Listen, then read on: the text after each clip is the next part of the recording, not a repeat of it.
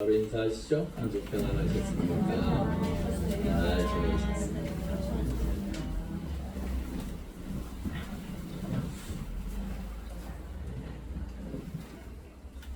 세계가 참으로 어지러운데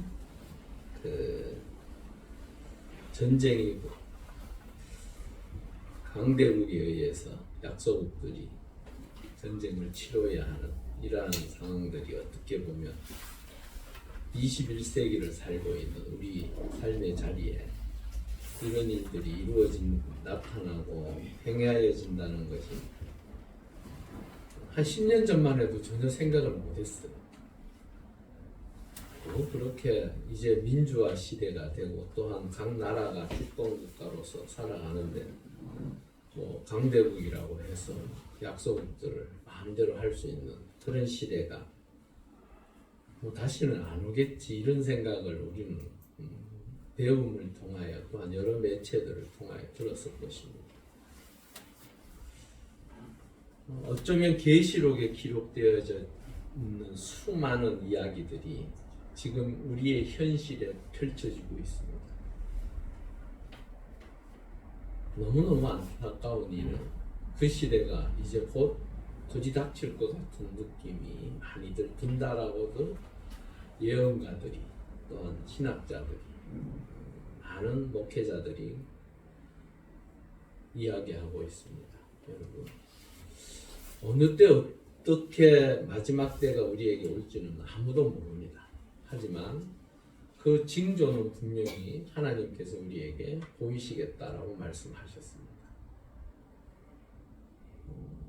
시대가 좀 더 좋아지면 편해지면 안락한 삶을 찾고 그 삶 가운데 자신의 삶만 뒤돌아보며 살면 될 줄 알았는데 참으로 이 세상에 별 힘도 없고 연약한 우리가 전 세계의 평화를 위하여 기도합니다. 우리나라 평화도 제대로 못 지켜서 전국이 저렇게 시끄러운데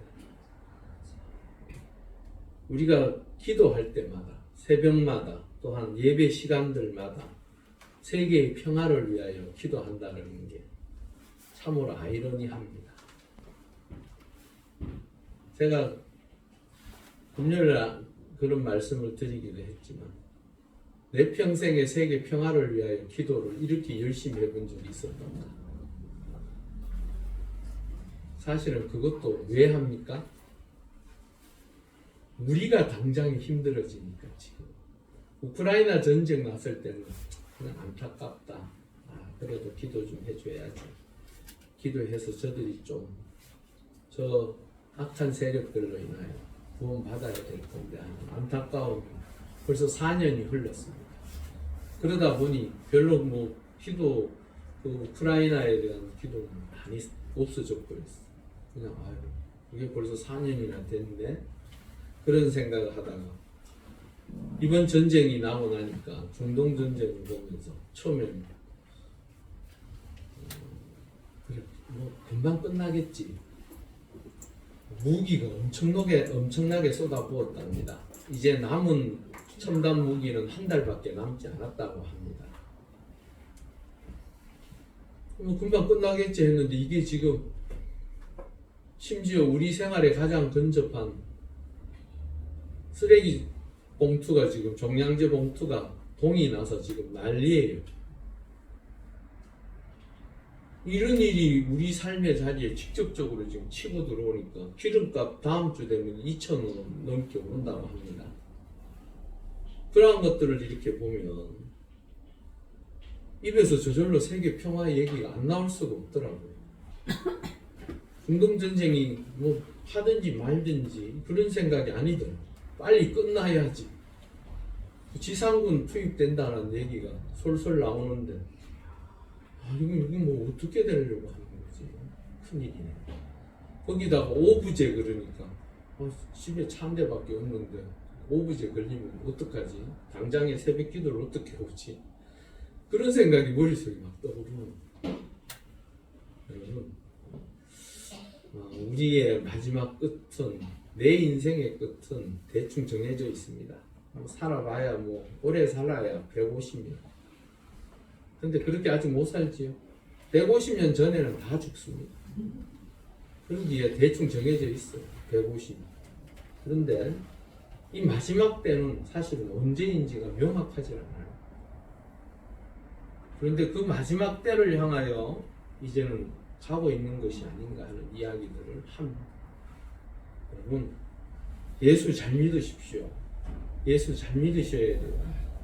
예수 그냥 대충 믿다가 내 천국 가야 되는데 마지막 앞에 심판대 앞에 섰을 때 이러지도 저러지도 못하는 난감한 상황 맞지 마십시오. 왜?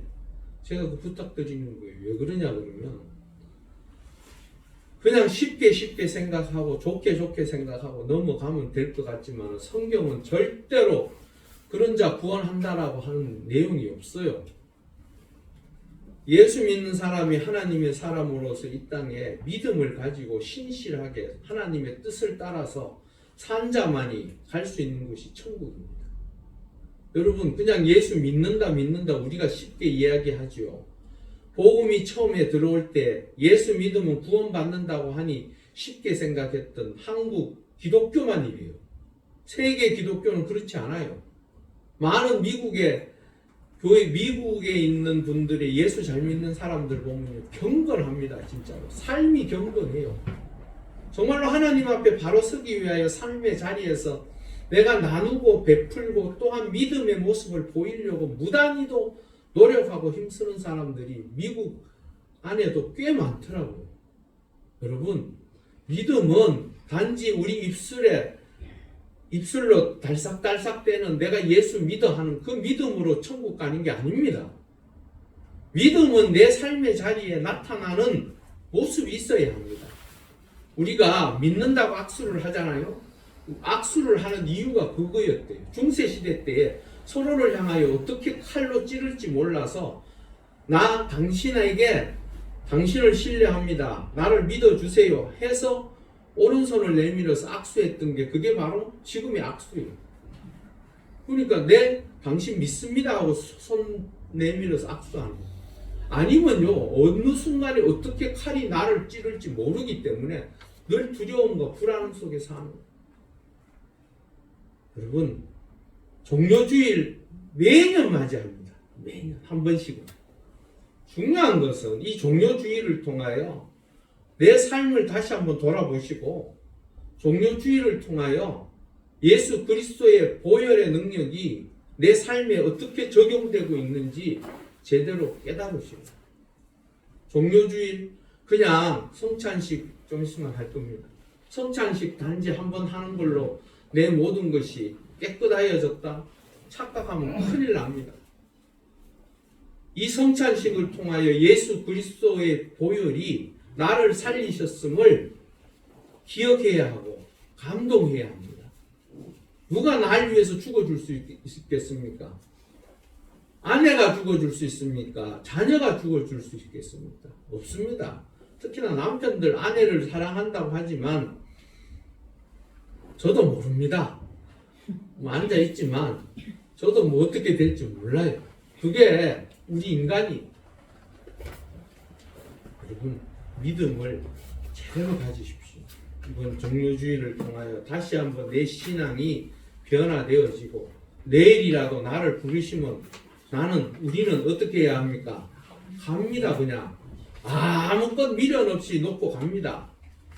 그런 상황에서 제가 얼마 전에 그런 생각을 해봤어요. 내가 죽으면 우리 아들, 딸들 어떡하지? 우리 마누라가 다른 사람하고 결혼하려나? 그런 생각도 들더라고요. 근데 제가 쓸데없는 걱정을 하거든요. 왜? 내가 죽는다고 해서 세상이 무너지는 게 아닙니다. 여전히 살아계신 하나님은 내가 죽어도 나의 아내와 나의 자녀들을 보살피고 함께 하실 것입니다. 그러기에 죽음에 두려움은 없구나. 그래서 용기를 내서 또 기도합니다. 여러분, 오늘 종료주일 하나님의 은혜 가운데 예수 그리스도를 이 땅에 보내셔서 당신을 기꺼이 드리고 하나님의 영광 가운데 부활하신 그 주님을 맞이하기 위하여 이 종료주일이 필요한 것입니다. 이번 한 주간 고난 주간입니다. 고난 주간을 통하여 우리가 비록 평소 때는 못해도 고난 주간 특별 새벽기도만큼은 나오셔서 정말로 살아계신 그 하나님의 은혜를 생각하며 하나님께서 나를 위하여 당신의 아들을, 여러분 하나님도 얼마나 답답하셨던지 예수 그리스도가 십자가에 달리는 그 순간 하늘 문을 닫아버리셨어요. 얼마나 보기에 너무너무 힘드셨을까, 그런 생각이 저도 들더라고요.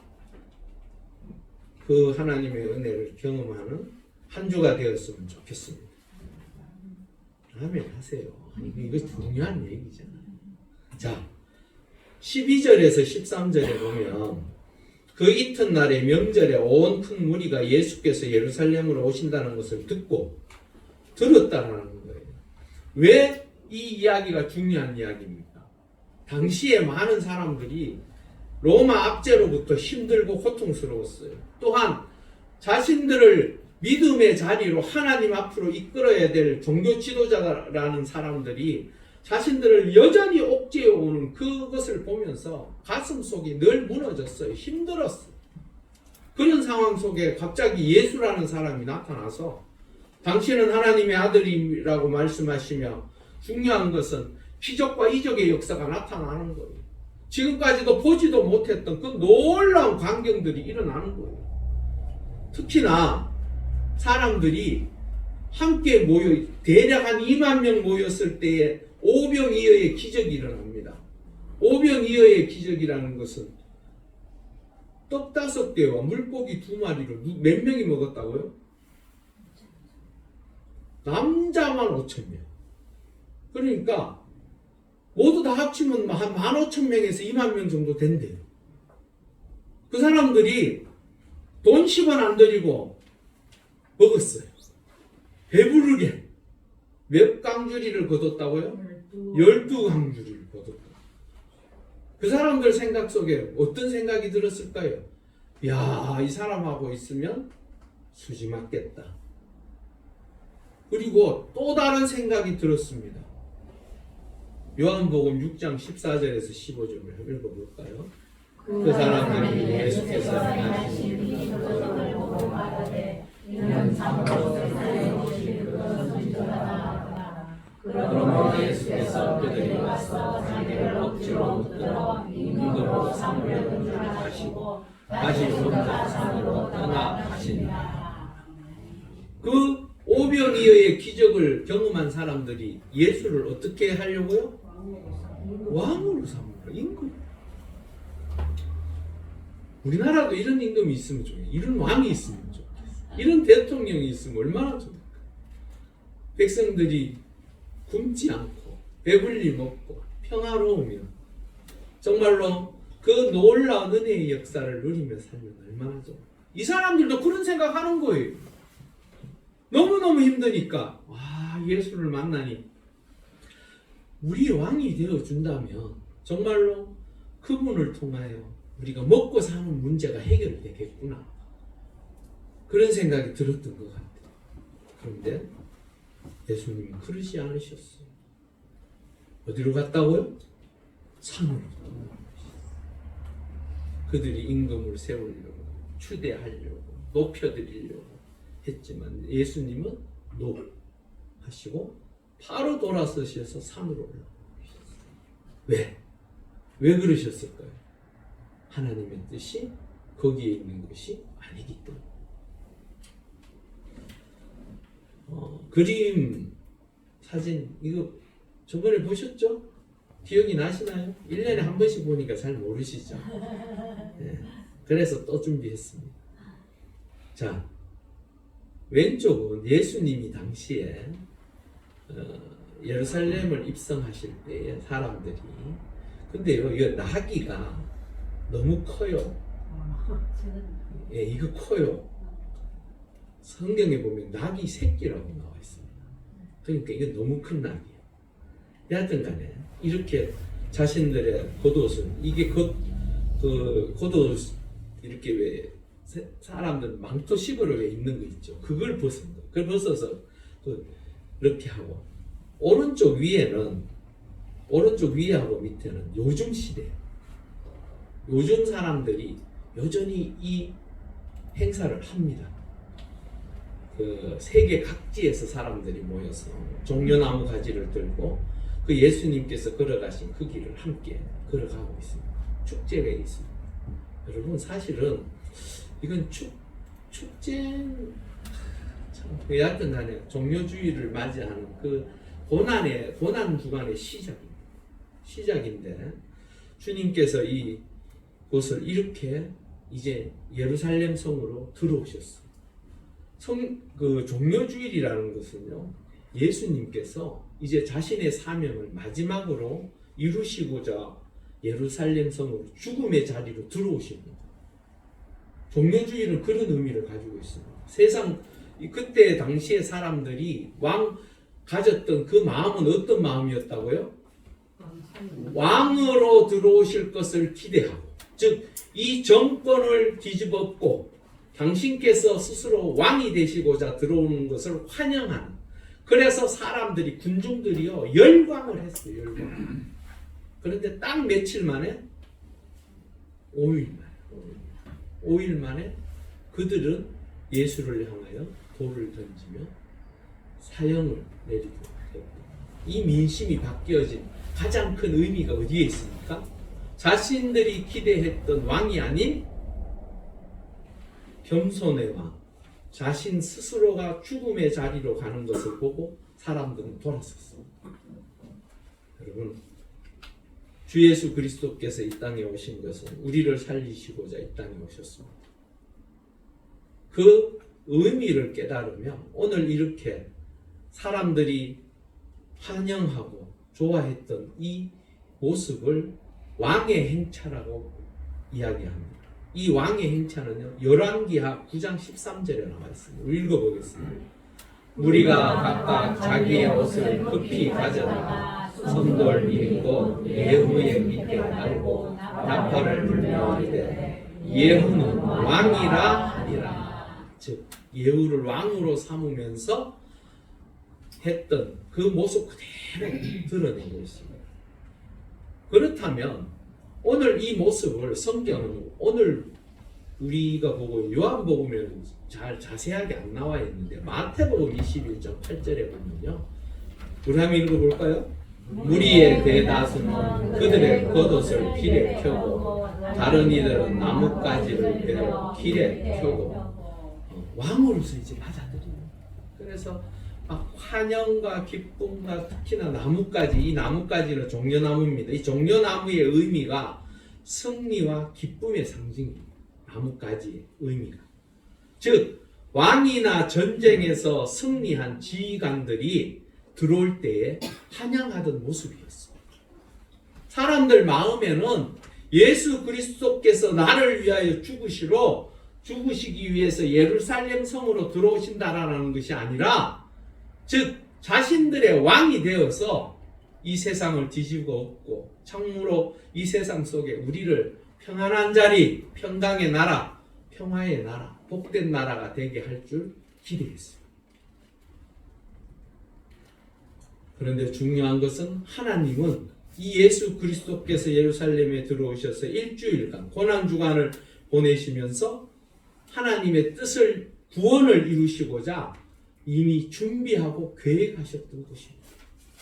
그 이야기가 14절, 15절 나와 있습니다. 우리 스가랴 9장 9절 읽어보겠습니다.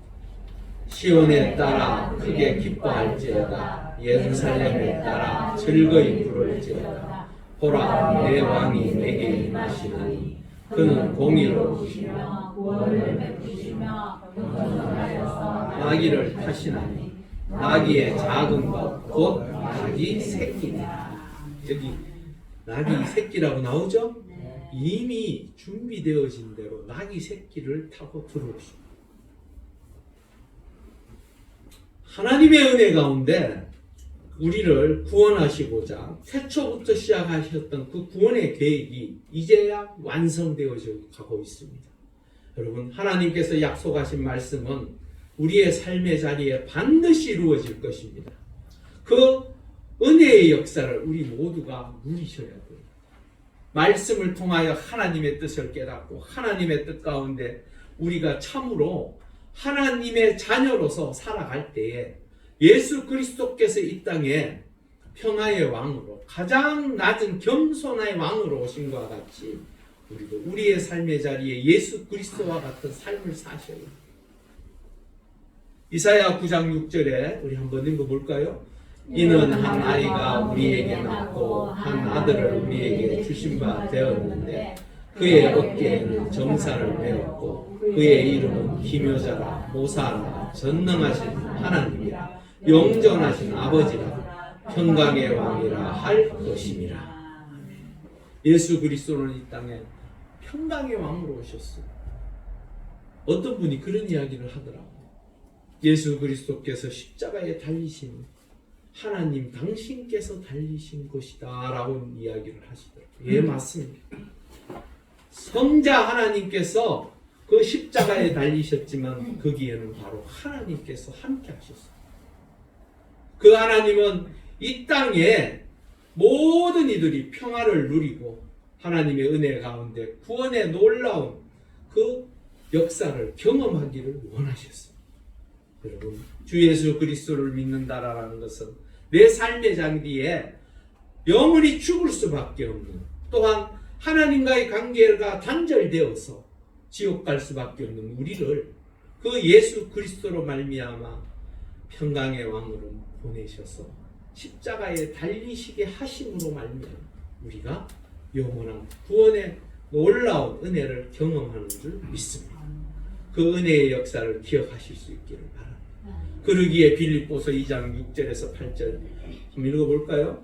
그는 근본 하나님의 본체시나 하나님과 동등됨을 취할 것으로 여기지 아니하시고 오히려 자기가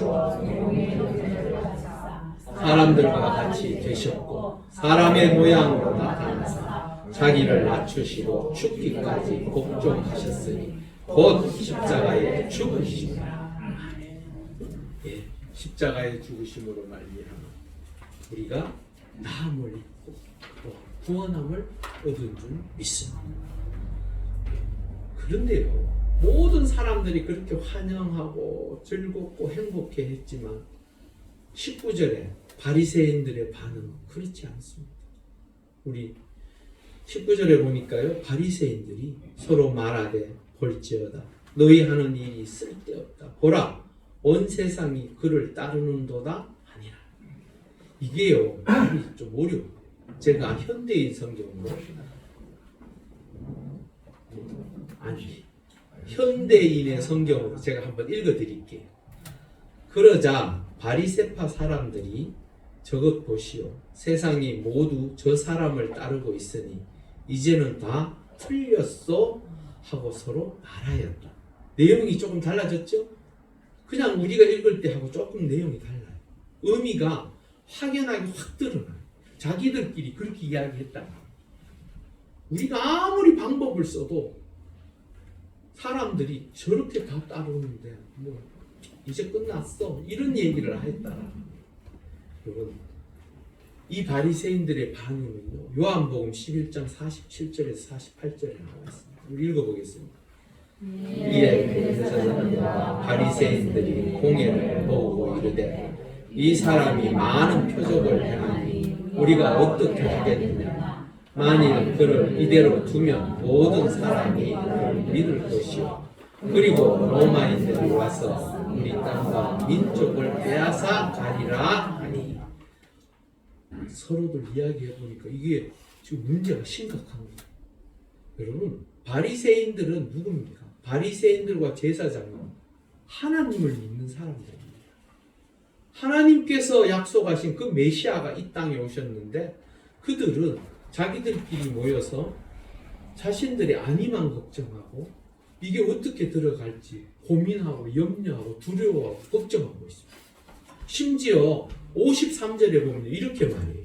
이날부터는 그들이 예수를 죽이려고 모의하니라. 심지어 이제 죽이려고 모의했다. 여러분, 예수 그리스도는 이 땅에 오셔서 많은 기적과 이적을 베풀며 사람들을 살리는 일에 관심을 가지고 그들을 위하여 일하셨습니다. 그들에게 보고되어진 내용들 중에 나라를 정복시키고 또한 자신들의 기득권을 빼앗고 그를 왕으로 세워진다라는 단 하나의 보고도 없었습니다.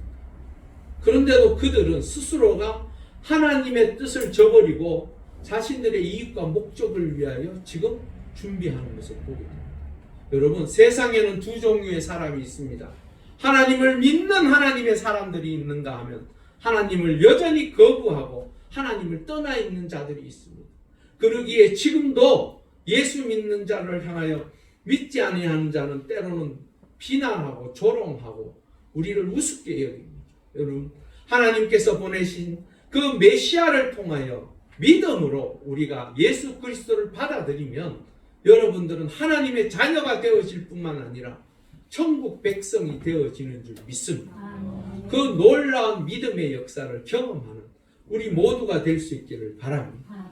이번 한 주를 통하여 이 종료주일보부터 시작되어진 이 고난주간 우리를 사랑하셔서 마지막까지 십자가에 달리심까지 인내하시며 하나님의 뜻을 이루셨던 그 예수 그리스도와 함께 이번 한 주 주 안에서 복되고 귀한 한 주가 되어지실 수 있기를 주의 이름으로 축원합니다. 우리 함께 기도하시겠습니다. 30초 정도.